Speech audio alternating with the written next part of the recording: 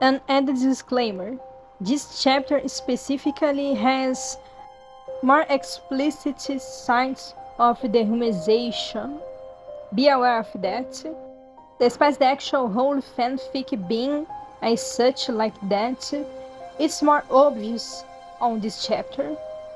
Just warning for those who are more sensitive, as this fanfic itself is a bit of on the dark side. Anyways, here we go. There's a reason these feathers are barbed by MJ_Panzinco, Chapter 4. An angel leaves an imprint on your broken bones. Opposable thumbs were a rarity.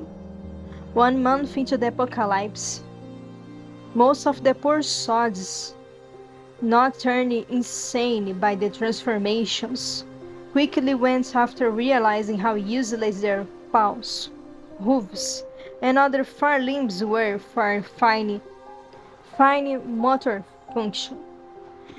The constant reminder of how far they had fallen from humanity stretched in front of them, grasping at nothing for they could no longer grasp.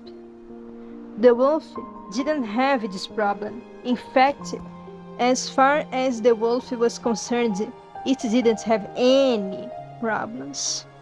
It was a king of this new world, and all the weaker little creatures knew to run.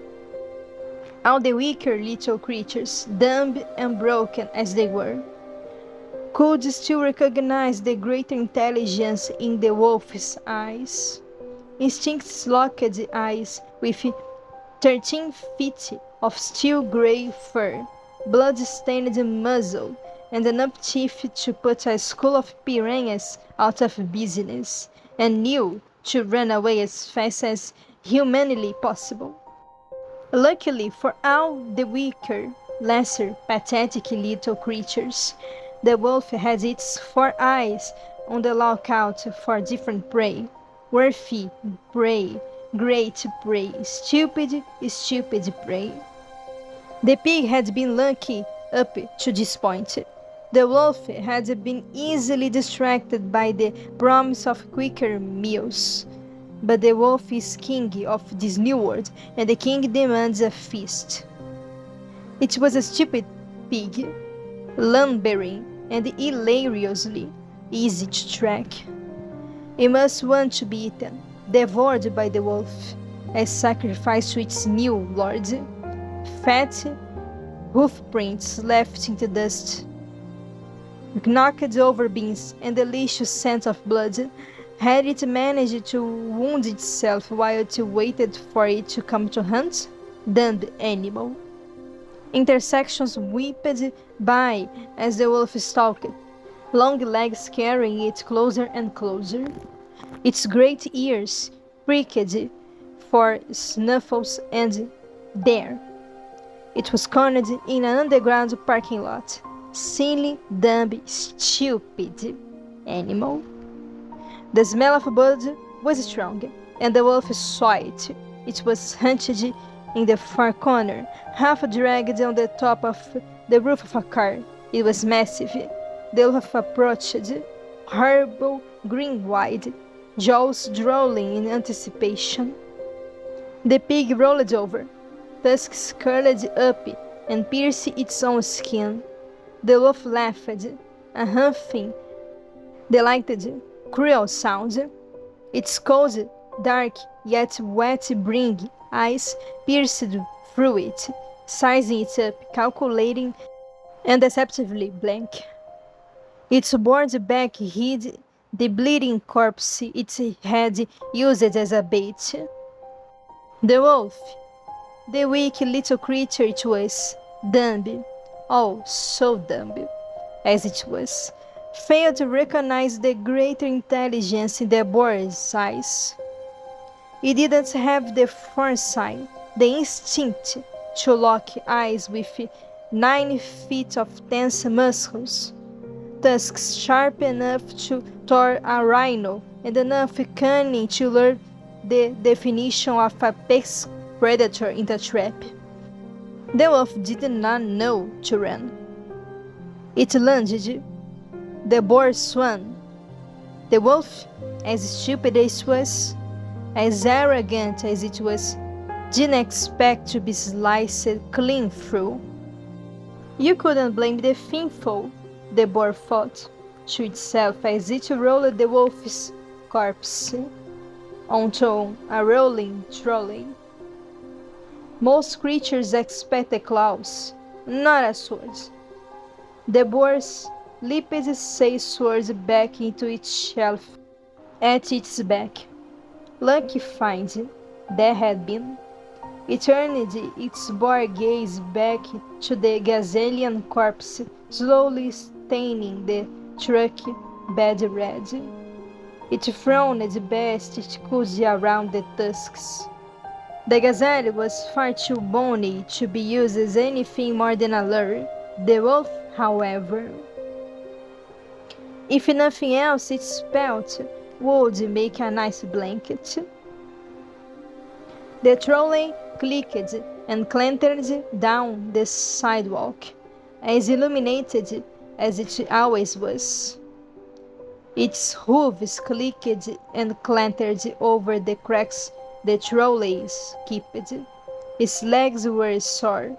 Its legs were always sore.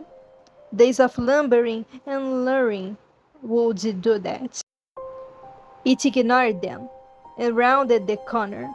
Its hooves had begun to wear grooves in the pavement, flattening out seamlessly and trampling grass into goat trails, pigtails. The curb the boar always clipped was beginning to be worn so smoothly the trolley barely jumped. The trip back to the boar's den would have been hell before the apocalypse. 2 miles dragging a 400-pound dead, stinking dog corpse through the city and around traffic, with everyone dead and or mutated into a scavenging animal. Piece of cake. Most cars were gone, taken by those fleeing 3 weeks ago. Part of it hoped they escaped unharmed. He knew they hadn't. He had seen what happened to those who tried to run.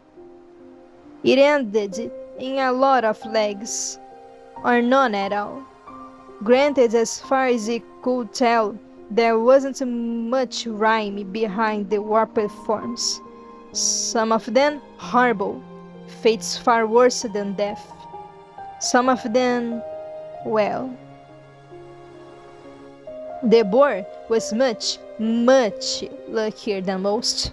5 weeks excruciating pain had netted it an extra 3 feet of height and the ability to bench press a BMW.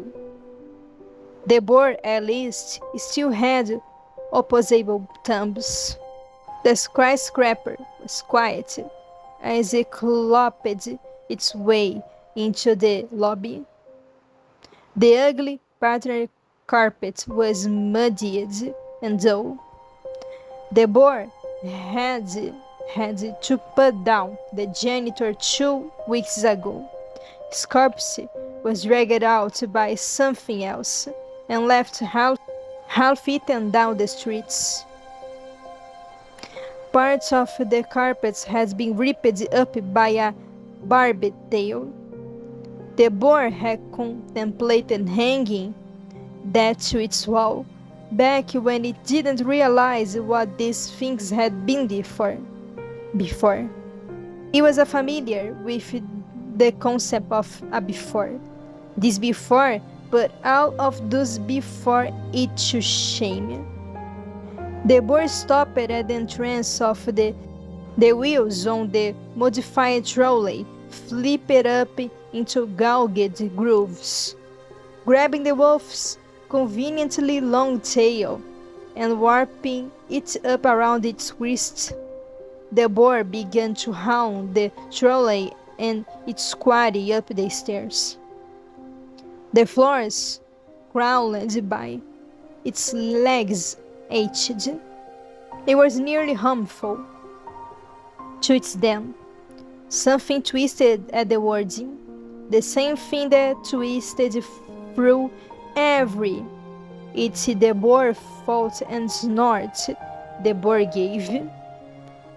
The same part that mourned, lives lost. You'd thought it would have given up by now, resigned to its fate. There was no human left, nor in the building, nor in the city. The boar, no matter how often it wept, it was not human. The boar reached to the top floor. It shoved the door open with more force than strictly necessary. The bang echoed down the hall. Screeches and roars echoed from the doors. Creatures that had still been people when the boar had made its first rounds. The boar had been convinced it was still like them. Human. They weren't human anymore. A roar from deep in the boar's chest shuddered up. Things chattered and glass shattered off tables behind the barred and boarded doors. The boar kicked open the door at the end to the hallway. The narrow double flight of stairs was the last place left in the building that felt the same as before. It smelled like dust. It felt like you entered and left, like you were not allowed to linger. That applied to the stench of death as well, as no matter the corpses the boar dragged upstairs for dinner, the roof stairwell remained unchanged. It had been envious. It still was. The moon was soft and welcoming. The boar stopped to stare at it. It was enviously far away from the world, the city. Hell.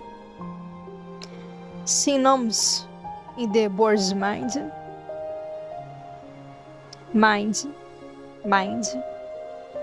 That felt like too human a concept for it. It wasn't human anymore. It didn't act like it. It shouldn't keep trying.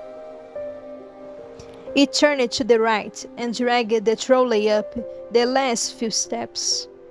It rolled the wolf's body onto the low table beside the shed turned greenhouse turned them. Drawing its sword, it began to cut the kill up into smaller, more manageable pieces. The tail swayed off, the hind legs sliced, the head severed. The shadow moved. It was a small shift, but of a shuffle really, and the boar tensed. It slowly raised its head. The staircase back down was encased in a small concrete box. There, for no other reason, mounted atop it was a satellite. Perched atop that satellite was a bird, hunted like a vulture, sharp as a crow. The boar blinked pale dark eyes, electric blue of the brightest harshed skies, slitted and shockingly like an executioner's chair blinked back.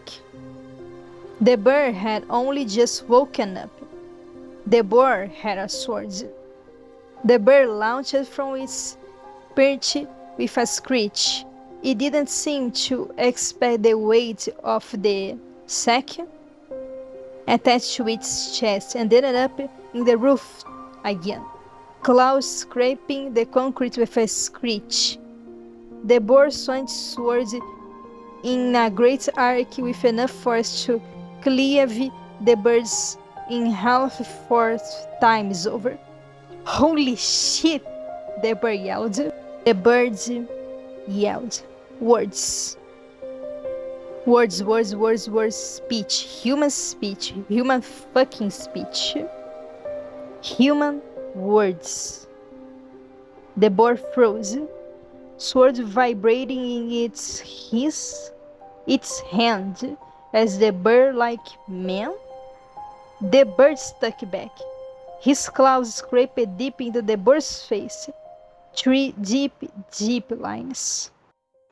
The boar was too busy to feel it. It would deal with it later. The bird leaped to the railing, wings spreading to fly away. Far away, leaving the boar. Leaving him. Wait a second. Wait, don't go. The sound that left his throat could not be called speech. It didn't even come close. A squeal so desperate it made the man pause. He had forgotten how to talk. How could he forget? It was useless among beasts, but it made him human. It made him... Come on, speak. He fell to his knees. The man turned back around fully. He could see the confusion on the man's face. The man still had a face. As shadowed as it was, as feathered as it was, as otherworldly as it was. Are you... The man stepped down from the railing. He fell further forward, tears stinging his wounds. Are you alright, mate? There was a pause, made very awkward by a sob. No, should have figured that. You're still in there, I assume. The man's tangled hair looked silver in the moonlight. Holy and soft it framed his face, a person's face. Someone not turned mad, not gone, not beyond saving. The boar, the man, found his voice. It was rusty and falling apart with cords loosed and torn, and it took several hip-cupping kicks before it began to slowly creak into motion, into action, into words, into speech. He rasped. It hurt to scream. He coughed, bloodily iron choking his throat. But he was talking. He was speaking. There was still hope for him. There was still hope. The man, salvation, winged like an angel. The person crouched before him down to the level of a beast nearly victorious, and he was alive.